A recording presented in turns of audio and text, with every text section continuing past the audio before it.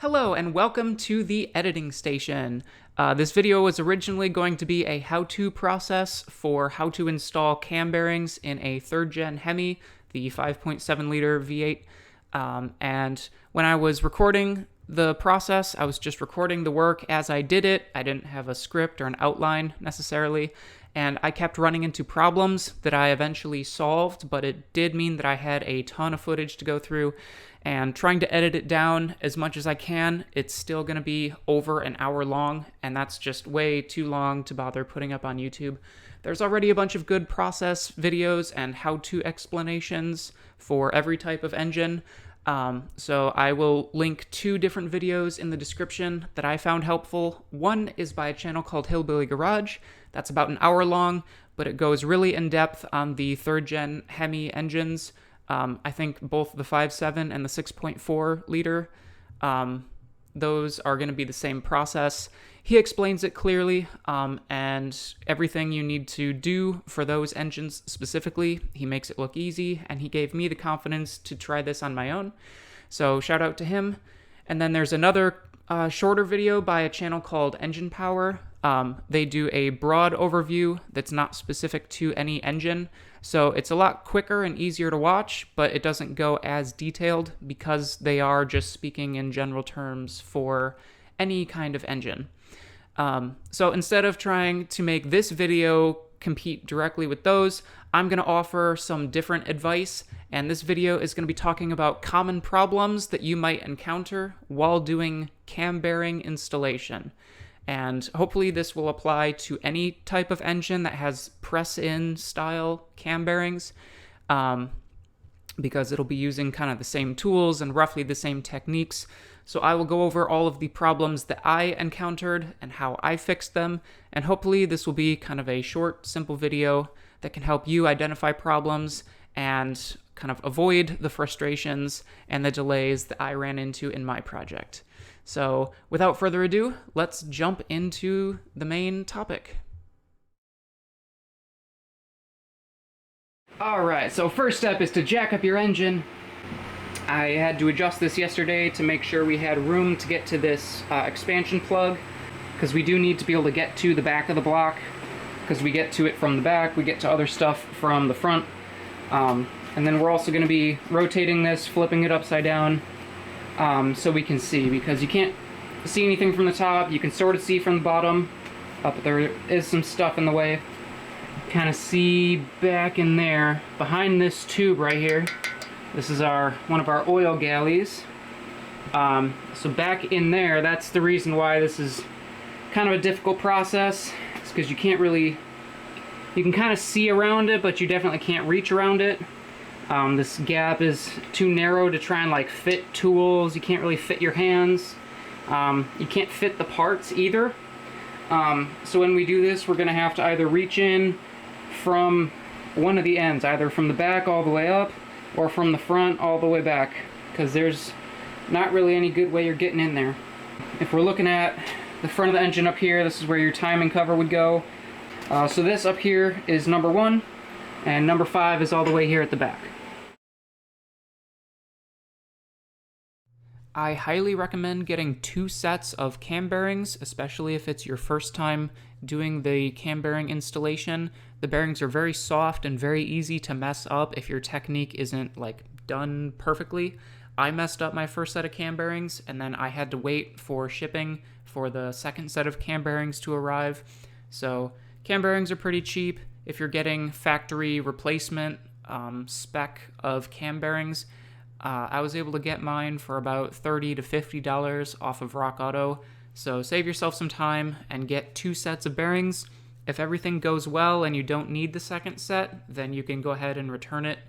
It's just a good, cheap insurance policy to have both sets on hand when you're attempting this project. The bearings that I got both times have a groove around the outside for oil to flow through. The factory bearings just had a single hole for the oil to go through, and we'll get into this a little more later in the video, but having that groove makes it a lot easier to align the bearing when you're installing it. So if you see that available, you might want to go ahead and get that style just because it's going to make your life a little easier later on compared to the solid style that only has the one hole for the oil to go through. The tools that I needed for this job were a set of digital calipers. I just needed something that could go down to 1/1000th of an inch. Most digital calipers from Amazon or Harbor Freight are going to be able to do that, so you don't have to spend tons of money looking at machine shop level tools. Just get something simple and cheap. You're going to use it for checking your bearings, checking your camshaft. You shouldn't have to check anything inside the block itself, but we'll get into that later when we install everything. The other main tool that you need is the actual bearing installer. So if you search for Universal Cam Bearing Installer on Amazon, that's where I got mine. It was like $65.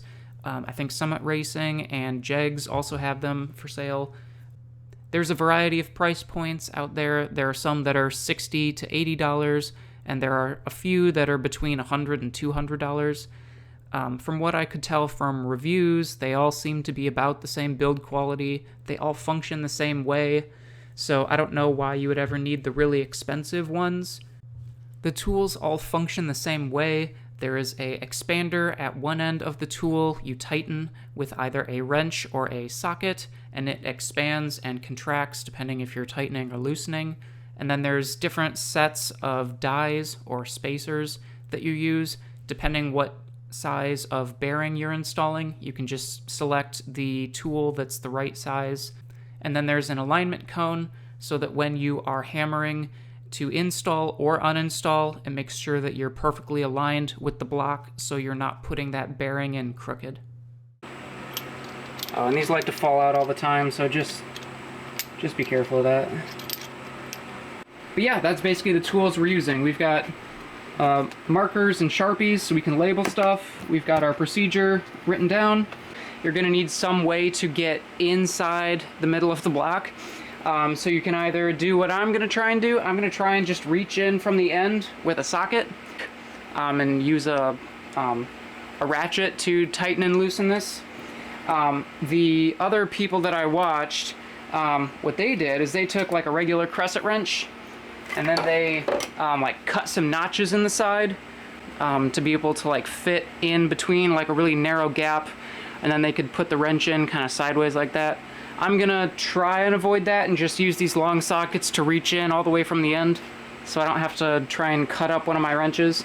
So just get some good long extensions, and you need to be able to reach all the way through the block, and the block is like 2 feet long, so don't be afraid to get some long extensions. The cam bearings in the 3rd gen Hemis have decreasing sizes, so the one at the front is the biggest, the one at the back is the smallest, and they go in order. Number 5 is a lot smaller than 1 through 4, so you actually need to take out number 5 at the very beginning of the process in order to fit the tool, in order to remove bearings number 1 through 4. So first off, you have to knock out the kind of press-in plug that's at the back of the engine that just keeps the engine oil from leaking out the back of that bore. So you take that plug out, and then you take out number 5, flip the tool around so you're reaching from the back of the engine towards the front, and you knock number 1 out the front, back up, knock out number 2, knock out number 3, 4, and then all your bearings are removed. Reinstallation is easy because they go in decreasing size. So you reach in from the front and you install number 5 at the very back, then you do number 4, then 3, 2, and 1 back at the front of the engine. Other manufacturers are set up differently. Some of them, all the journals are the same exact size, so those will have a different sequence of operations. I'm not quite sure what those are, but because my project involved the 3rd gen Hemi, this is the order that you have to do the 3rd gen Hemi in. Oh, we gotta talk about clocking. Alright, so for this style, where we've got the oil hole, and it's just like a smooth surface, we have to line up this hole perfectly with the hole in the block, or else the hole is gonna be covered and we're not gonna get good oil flow, and we're not gonna get good oil on the inside of our bearing. Now for these ones, these are aftermarket, obviously, and they've got these grooves in them. So this is going to seal up against the inside of the block, and that means that as long as we're lined up with that hole front to back, we should get oil into this slot or this pocket that goes all the way around. So we should get oil all the way around, and then it can come through this hole to get to the bearing, the inside of the bearing. It can do that wherever. It doesn't matter. As long as we remember to get this groove lined up over the hole, then it can flow around both directions and get to our feed hole for the camshaft. Okay, so we've got our block turned back right side up. So this is the top of the engine. If this was a clock, this would be 12 o'clock up here, 3 o'clock, 6 o'clock, 9 o'clock, etc. We've got our oil holes in the bottom. So again, if you have the same factory style of bearing, you have to line it up with that hole. Don't do anything what I'm telling you. Because if you try to rotate that hole, let's say you've got the stock bearings, and you try and put it even just slightly off here, it's going to be blocked completely, and this will have no oil in it, and it will overheat within minutes and shred everything. And then you've got to take your engine apart again. So we don't want that. So if you have this style like this, where it has this groove, that means we can put this anywhere we want it. So that means we can have the oil entry point wherever we want. So these Hemi engines, the crankshaft and the camshaft are both spinning clockwise if you look at it from the front. Basically, long story short, there's been studies done, so as that cam is rotating and it's got the forces of the push rods and the valve springs are trying to push it against, and the cam is rotating and trying to push them out, the cam, most of the load is going to be on this side, on the 7 o'clock position. It's not going to be perfectly symmetrical because we've got forces coming in this way. As it's opening and closing different cylinders front to back, it's going to be having different amounts of forces. And it's only spinning in one direction. It's not like it's just sitting here getting even forces. So as it's spinning and moving around and having all these things pushing on it, the tests found that the biggest wear zone, the highest stress, is down here somewhere at like 7 o'clock. Again, I'm going off what other people told me. If you want to do the research, I'm sure there's studies out there that you can find. You can find those sources. I don't have time to do all that research. So I'm just going to kind of take people at their word. It makes sense to me. I think it sounds reasonable. So if all of our wear is here at 7 o'clock, they've also done studies of where the oil entry point, the best entry point is to try and get the oil as it's rotating to kind of go underneath it and provide cushion right there where it's the highest stresses. So different engines have slightly different accounts, but anywhere in like the 2 o'clock to 3 o'clock, sometimes 3:30, is the kind of the best location that they found. So since we can do that, we have the style with the groove, we don't need to line up with that hole. I am going to rotate it and put it at about the 3 o'clock position. So that's going to be sideways over here like this. Now, if we rotate this block upside down, how am I going to remember which one is which? So that's where our Sharpie comes in place. So I'm just going to mark on here. But either way, we want our oil hole in our bearing to be at the 3 o'clock position for the block. I'm going to be looking from the 6 o'clock direction from the bottom of the block once we flip it over. So I just held it at 3 o'clock and just drew a nice big line on it. Sharpie's not going to hurt it once we get the oil in there. So that means when I go in there and I'm got it on the expander, I can flip it around and I can look for that nice big line, and I know that needs to be straight up towards the top of the block. Up meaning when I flip it over. So I want this to be at my 6 o'clock. I'll be looking at it from 6 o'clock, from beneath. So hopefully that makes sense. We're just trying to give ourselves a nice visual so we know which way we want this to go. and we want them all to be the same. Alright, I've got all my bearings labeled with Sharpie, so I've got a little arrow telling me which way is forward so I don't get it wrong. Then we've got our nice big Sharpie mark on the side so that when we flip it over, we can have that big thick Sharpie mark just pointing straight back up at us. And we know that hole will be at the 3 o'clock position relative to the block when we flip it back upright. So we are ready to install. We've got our number 5, we've got our arrow pointing to the front, and we've got our thick mark so we know the clocking. And I had to turn this to the side a little bit because we still need to reach in from the back side with our tightener tool. Because once we install it, we need to shrink it down to be able to pull it out and leave the bearing in place. So I do still need to reach that side, but we're going to go ahead, get this gently slid in. We don't want to be damaging the bearing. Now we need to make sure we do our clocking, and this is going to be very difficult to try and get on camera. I will try my best, but no guarantees. So we're going to be looking kind of straight from the bottom of the block from the camera's perspective. We've got this oil gallery that's going to block our view perfectly. So what we want to do is have our black Sharpie mark, you can see it down there rotating a bit. We want that to be right behind this oil galley. So I can kind of tell how far it needs to go for it to be evenly spaced. You're not going to see it because it has to go behind. So I'm just going to get that where I think it needs to be. And again, this isn't super precise. It's not like timing the engine where it needs to be, you know, accurate to the exact degree you're on. So we are going to, now that we've got it aligned rotationally, I will kind of get this so the chamfer is started and it's held there. Gonna hold the cone to align the rod at the front of the block because we don't want to be driving it in crooked. You can see I'm moving the rod around so it's kind of angling. We don't want it to be angled, we want it to go in nice and straight.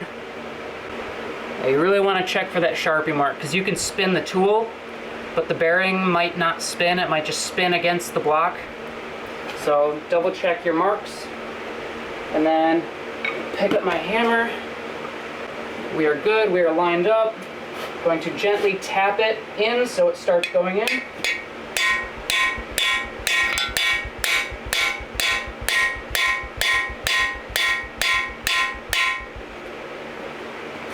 Alright, the flashlight fell down, but you can see we are started.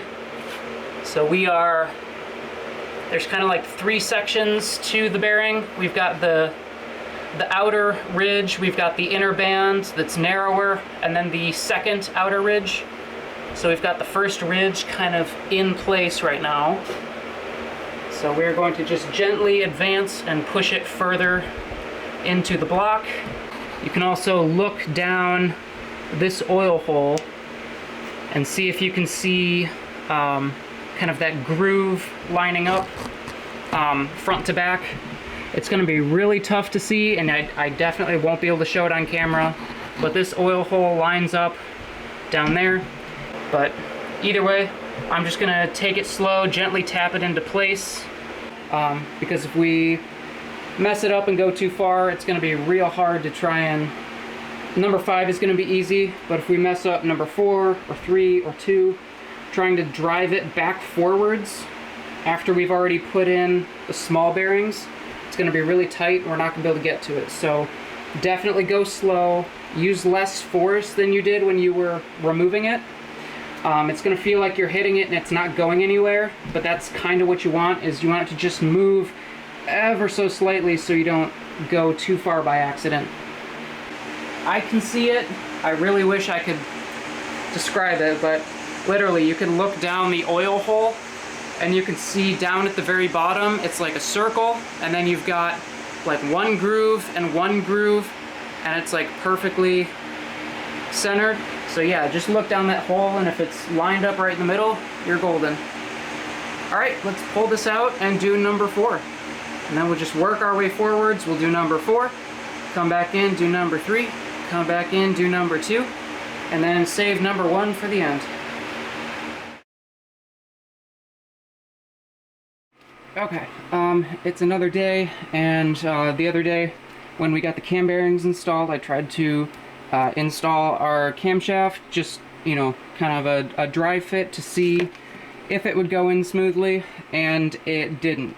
It would get most of the way in, and then when it came to line up the final bearing, it would just bind up and it wouldn't go. And, you know, I was cautious, I didn't want to force anything, which is good. So I Googled it, and I found a couple forum posts where other people were talking about the cam being really tight to go in after they, you know, replace the cam or they replace the bearings. And lots of people were like, yeah, do not force it, you'll cause damage, because these are the old bearings. They are very, very soft. You can easily scratch it with like a screwdriver, or even like Scotch-Brite will take off a little bit. You don't even need sandpaper. So yeah, the cam can absolutely scratch and destroy the bearings. And when we're installing them, you know, when we're trying to hammer on this thin little lip, sometimes we can make a ridge where it like folds in ever so slightly, and then that creates like a little wall on the edge. And the clearances are so tight that that little wall will bind up and cause problems. So today I just want to come out here and measure things. I just wrote on here from the Haynes manuals. It just says camshaft journal diameter. So I'm assuming that means the camshaft itself. So I went through and I just measured with a pair of digital calipers. Not the most accurate, but we're measuring the cam that came out of it. And what I got was 2.291, so we're already a little bigger than the Haynes manual said we were supposed to be.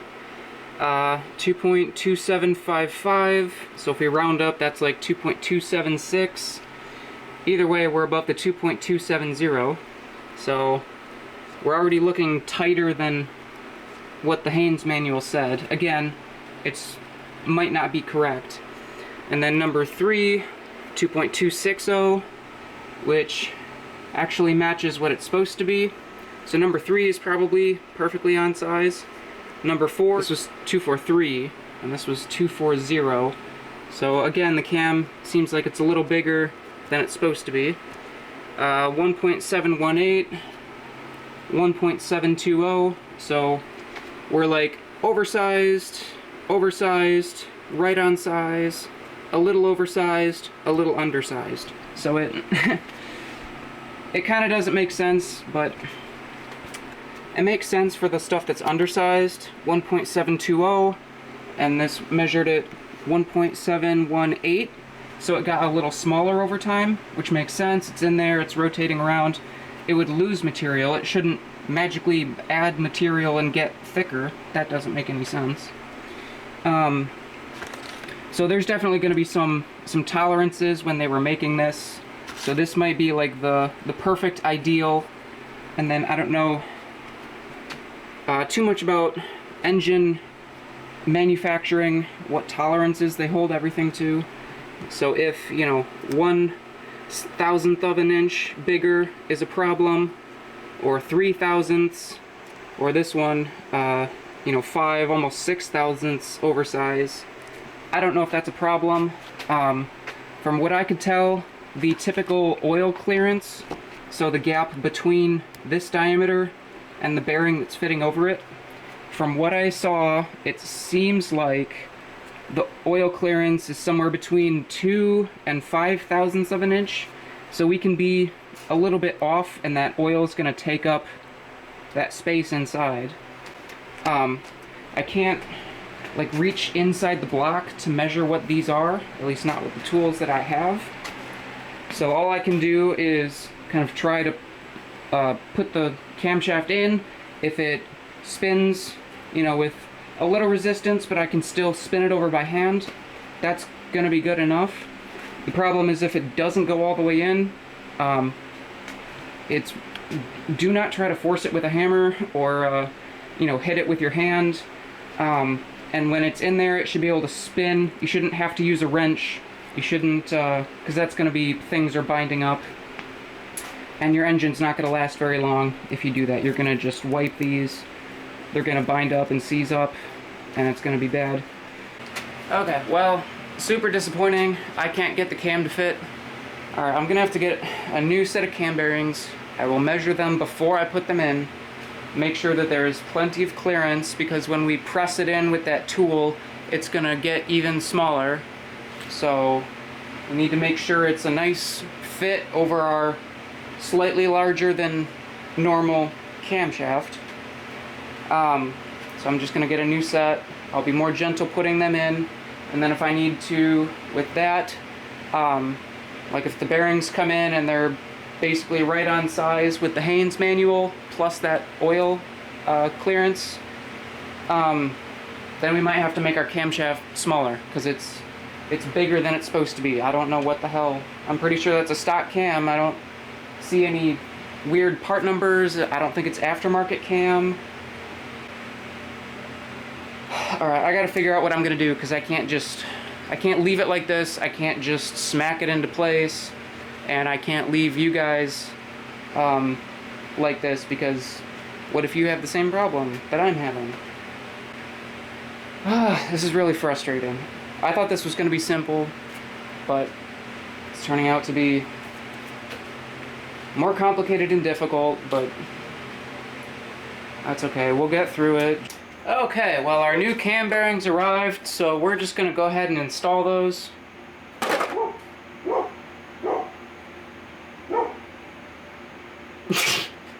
I'm tired. I'm sorry.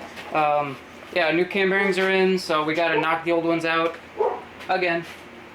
And then this time we'll spend a little bit more time measuring and figuring out what's going on and why our cam doesn't want to fit after putting in the fresh bearings.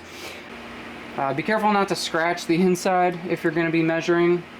They're usually like a really delicate metal, so one, you don't want to scratch them, or else it's not going to function well inside your engine, it's going to wear out faster, etc.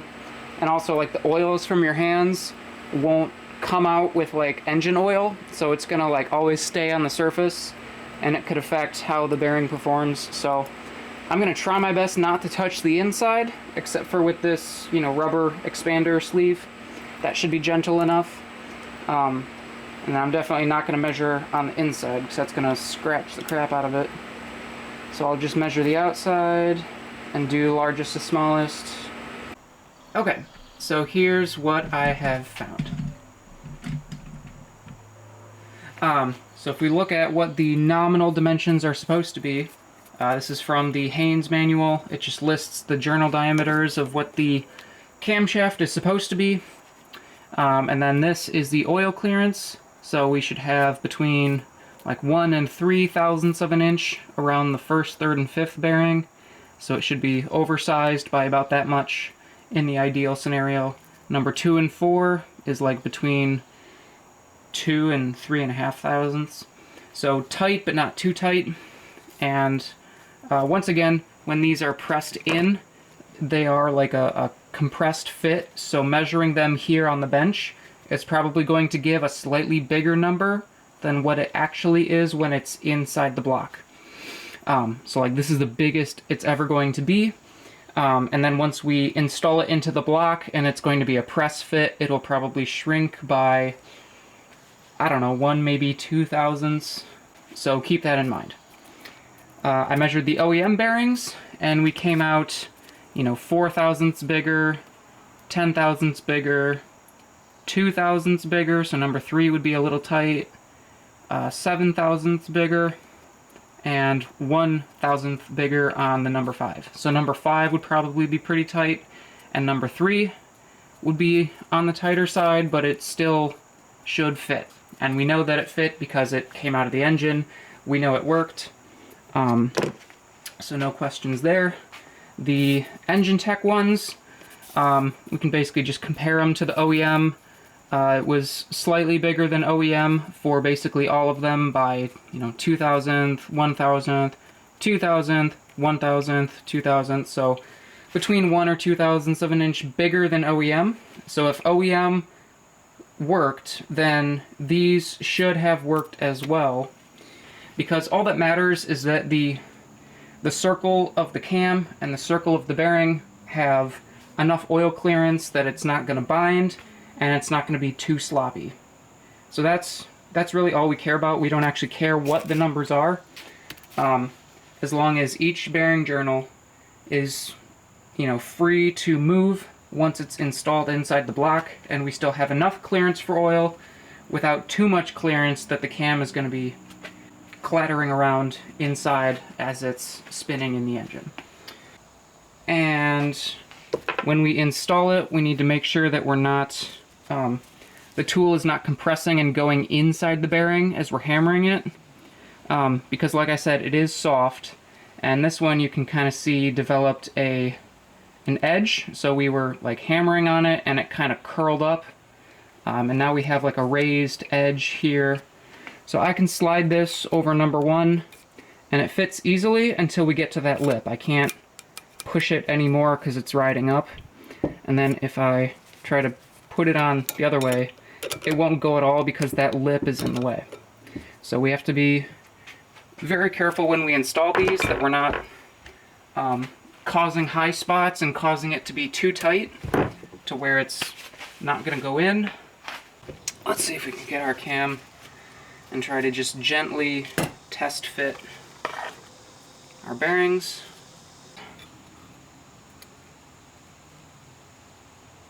It fits. It's not too sloppy, because of, you know, especially when we put it into the block and it compresses, it'll be even tighter than this. That's another reason to be even more careful when you're installing, is if the bearing is crooked ever so slightly, it's going to be in there and it's not going to want to go in. So you have to keep it as square as possible. So using the alignment cone on our tool is going to be very important. And definitely going slower than I was going, taking your time, checking even more, like to a insane OCD level of checking. Do that, because this is, I think this is going to require that much care and yeah, necessity. So you can see we've got clearance, and we've also got enough I can kind of wiggle it side to side. So this one should have plenty of clearance when we put it inside the block. The little one couldn't really move side to side. I mean, ever so slightly. So that one's going to be a little tighter, but that's okay. Let's check out number 3. Try not to scratch it as we slide over everything. So number 3 also fits really good. You can kind of tilt it side to side a little. It might be a little tighter than number 4. So this is all very promising. I think I did drive fit the previous ones that we installed. I think I just messed up on the installation, and I had, you know, like that rolled lip from hammering it in, and possibly it being a little bit misaligned. I don't have the tools to like check for all that stuff. Best I can do is like a visual check, and then the ultimate check is putting the cam in and seeing if it fits. Because if it doesn't fit, you got a problem. If it fits good, then you're good. I think we'll put them in. We will try our camshaft to see if it works, if these bearings are better, if my installation method is gentler and more aligned, and if it goes in, great, then we don't have to do anything. If we do this again and it doesn't fit, I'm not going to try messing with those, because they're super soft and I don't want to damage it and have them wear out too fast. So I think we'll install those, and then if it still doesn't fit, then we will look at trying to polish the cam, just the journals. I'm not going to touch the actual cam lobes themselves. We'll look at polishing these with like a really fine sandpaper and try to take off some of this oversized dimensions and take off, you know, I don't know, maybe 0.02 of an inch to get it closer and get a little bit more clearance. If it doesn't work, we'll just take our time, go real slow. It's the same procedure as before. same exact order. I'm still going to clock these to like the 3 o'clock position. As you're hammering, it tends to loosen itself.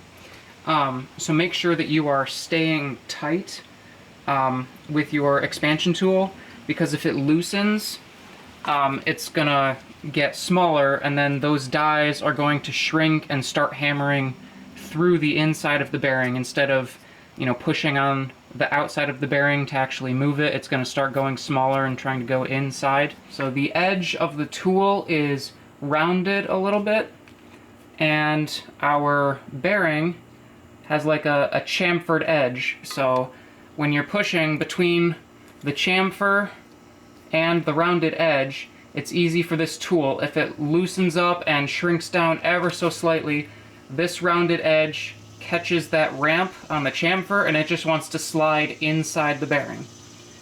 So I think that's something that I kind of messed up on the other ones. So you have to be very careful when you're doing this to make sure that that's not going to happen.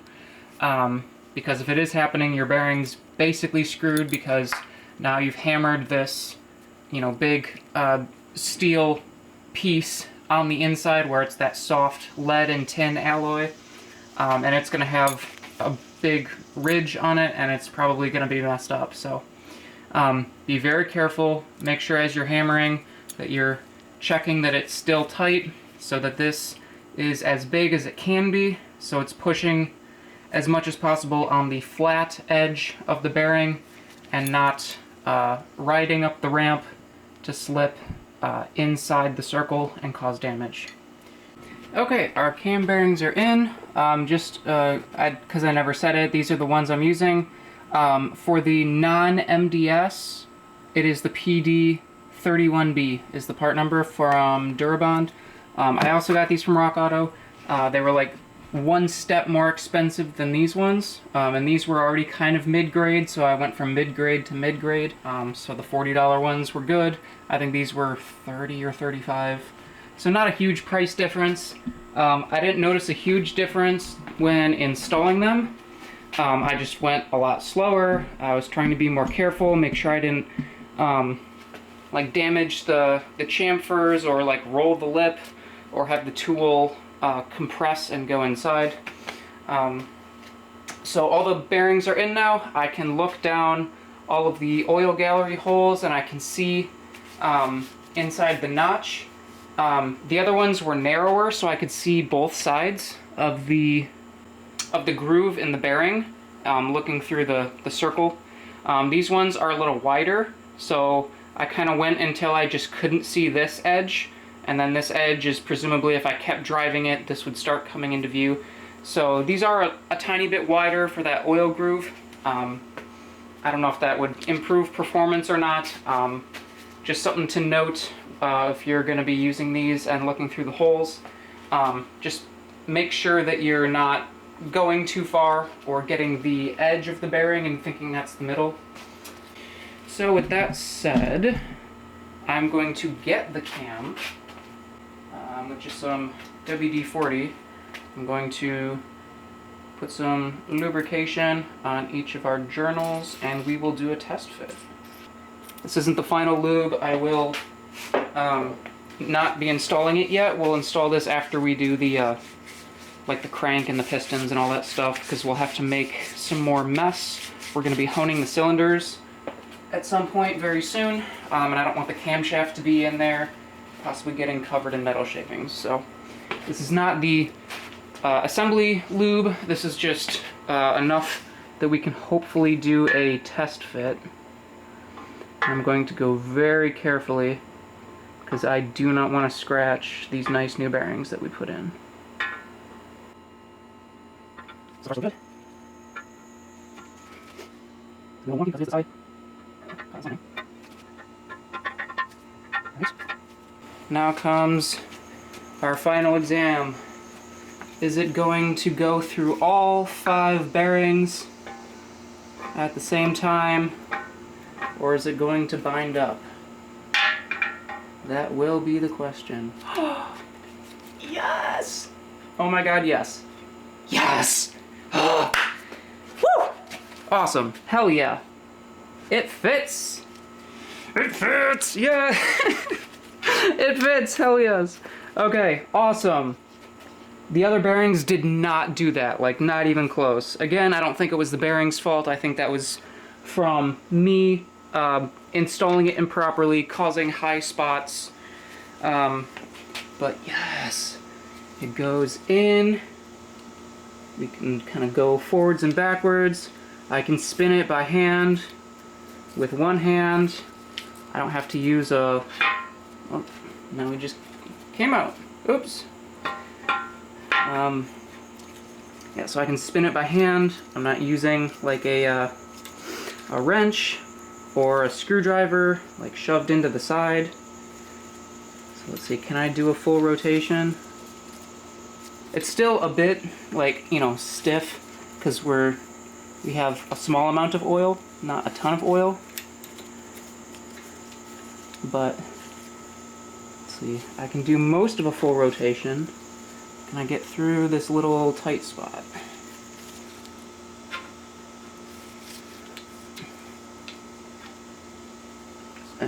We can get through the tight spot. Well, now it's bound up ever so slightly. I'm not sure if that's it's probably still really tight because some of our journals are oversized on the cam itself. Because when we measured that, that was not particularly promising, but yeah. So, well, we are much closer because we did actually get it to do stuff. But this is already much closer than last time. So, this is good. Definitely, if you're experiencing binding issues, make sure that you stop and consult your doctor. I'm kidding. Take your time. Don't be afraid to do it again. You're not a failure. It's okay. Everybody learns.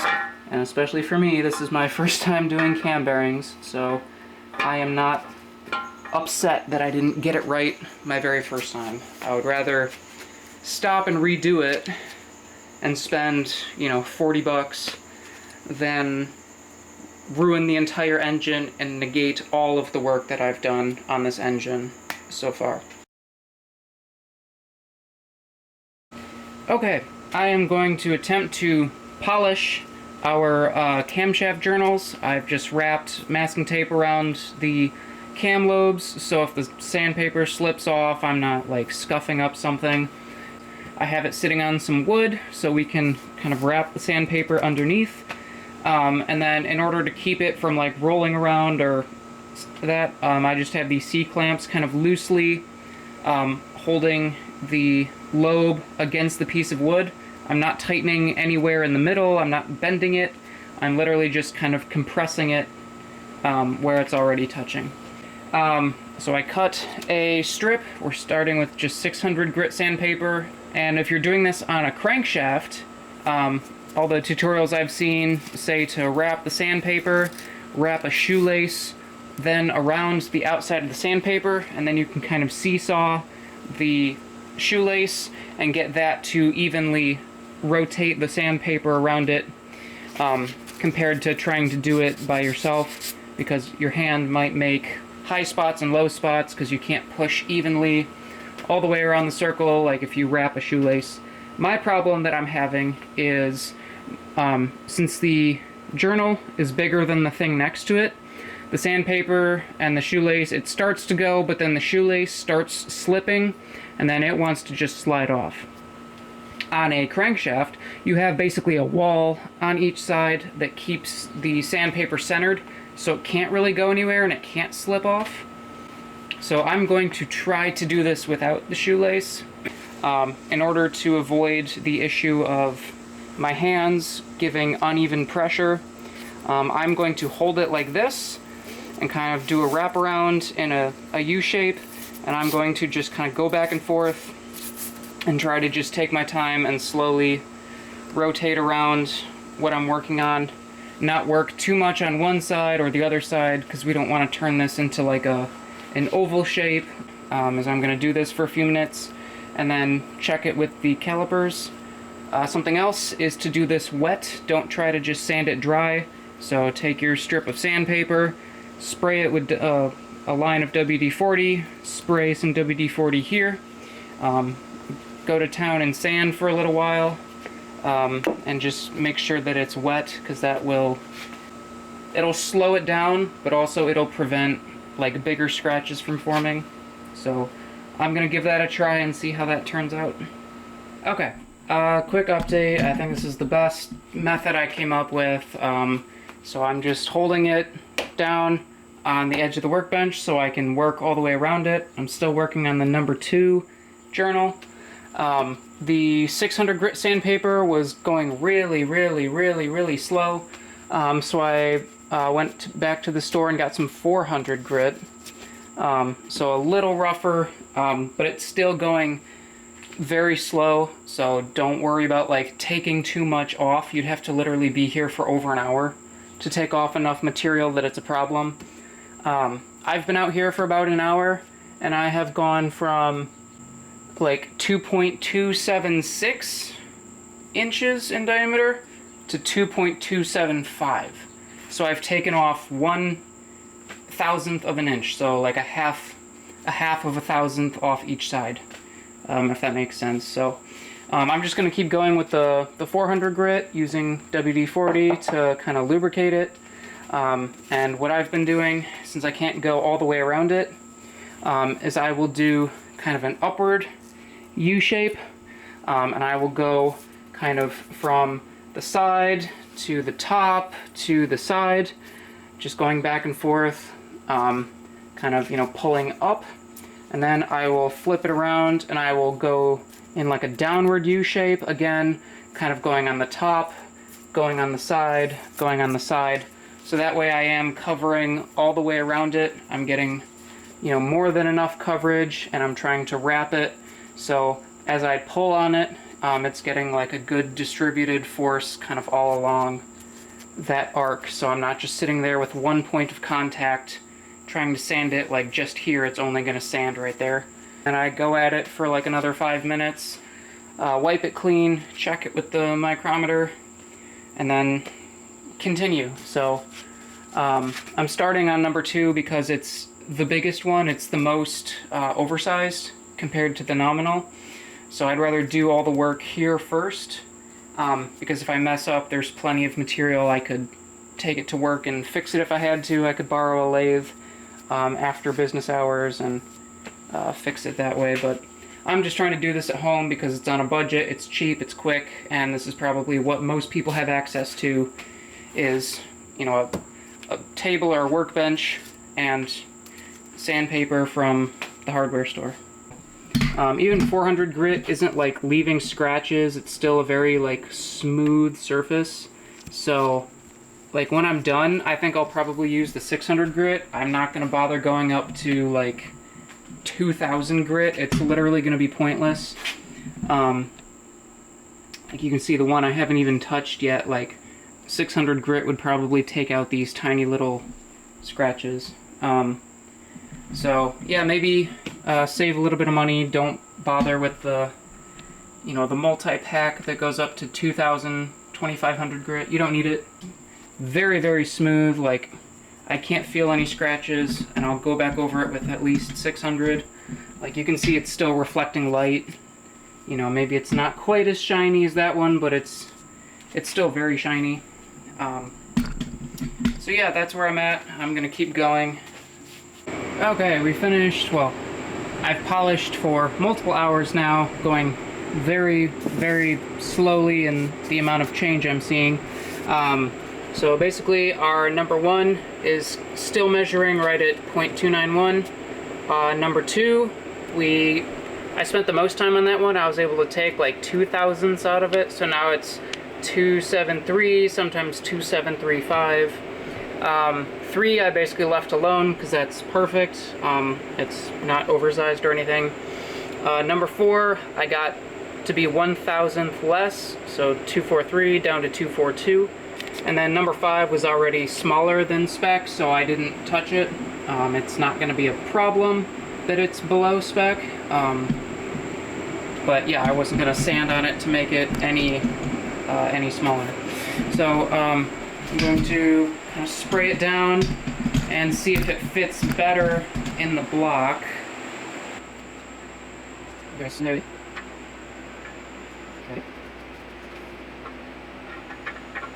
Nice. Down to the final one. We'll 5 right up now. Nice. Let's see.